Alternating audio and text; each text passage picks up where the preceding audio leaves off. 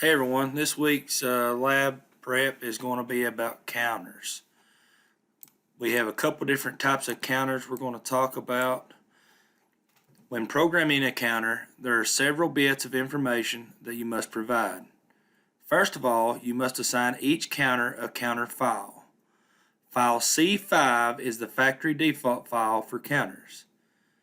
You address counters as C5:0, C5:1, C5:2, and it'll be that way all the way up through C5:31. The next information that you must provide is a preset value. This can be any value from negative 32,768 to a positive 32,767. The final bit of information that you must provide is the accumulator value, which is normally 0, so it's accumulated value. As with timers, counters have several status bits that you can take advantage of. They are as follows. Count up enabled bit. This bit will be true each time the up counter receives a signal to increment. So each time it counts up, this bit will go true momentarily. The count up done bit, this bit will be true when the accumulated value is equal to or greater than the preset value. The count up overflow, OV bit, this bit will be true when the accumulated value exceeds the upper limit of 32,767. The count down bit, enabled bit, this bit will be true each time the down counter receives a signal to decrease or count down. Countdown done bit, this bit will be true when the accumulated value is equal to or greater than the preset value. The countdown underflow, UN bit, this bit will be true when the accumulated value exceeds the lower limit of negative 32,768. You can program an up counter or a down counter individually, or you can combine the two. When an up counter is used in conjunction with a down counter, they both must have the same counter file number and the same counter number. They must also have the same preset value number.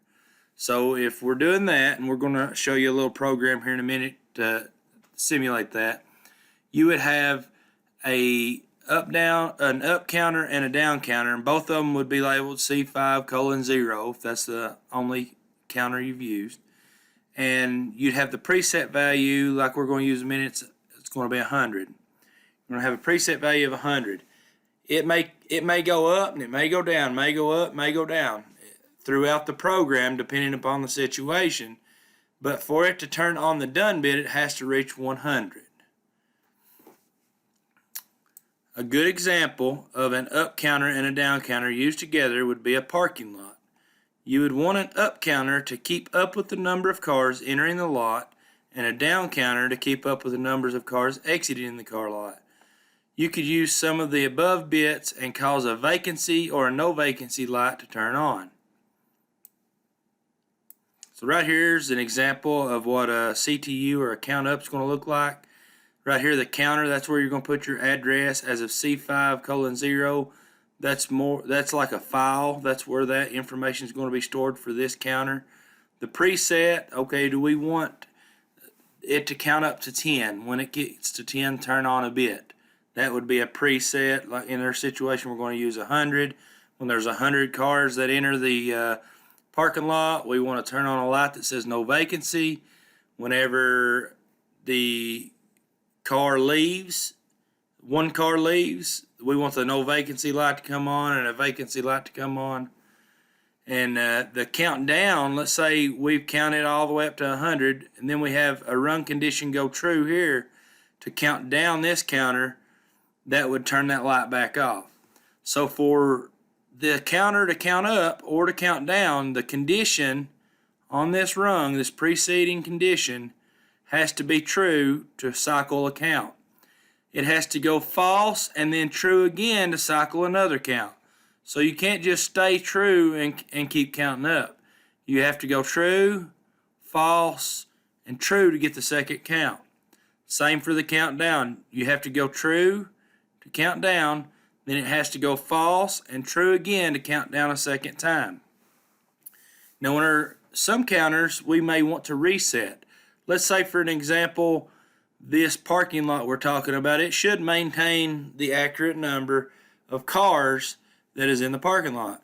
But if the situation ever came up that at the end of the day, a tow truck came and got 2 or 3 of the vehicles, so it was counting the tow truck going in, but as the tow truck went out, it was only counting the tow truck and not the vehicle that was on the bed.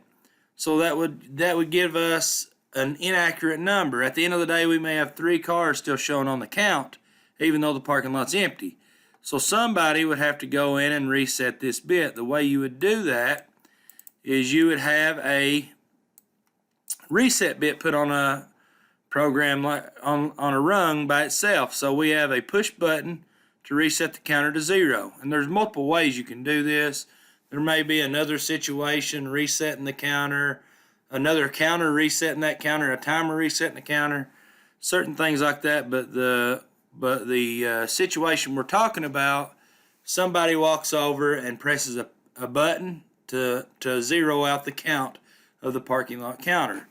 So as this input right here, this is a normally open push button. As this normally open push button is pressed, we get a true condition on our program. So then our rung is considered to be true. So we're going to turn on the reset bit. And as long as that reset bit's on, our counter cannot count. When the reset bit is released, the counter is at 0 and it can start counting from that point.